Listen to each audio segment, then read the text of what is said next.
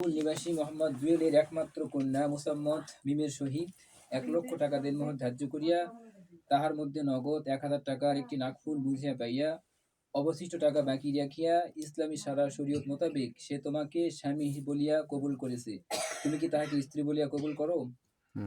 আলহামদুলিল্লাহ।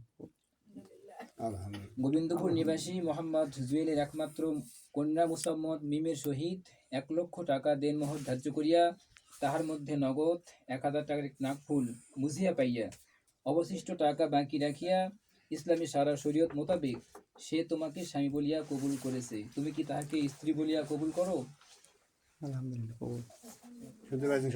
আলহামদুলিল্লাহ। গোবিন্দপুর নিবাসী মোহাম্মদ জুয়েলের একমাত্র কন্যা মুসাম্মদ মিমের সহিত 1,00,000 টাকা দেনমোহর ধার্য করিয়া তাহার মধ্যে নগদ 1,000 টাকার একটি নাকফুল বুঝিয়া পাইয়া অবশিষ্ট টাকা বাকি রাখিয়া ইসলামী সারা শরীয়ত মোতাবেক সে তোমাকে উপস্থিত গণের সাক্ষীর ভিত্তিতে স্বামী হিসেবে কবুল করেছে, তুমি কি তাহাকে স্ত্রী বলিয়া কবুল করো?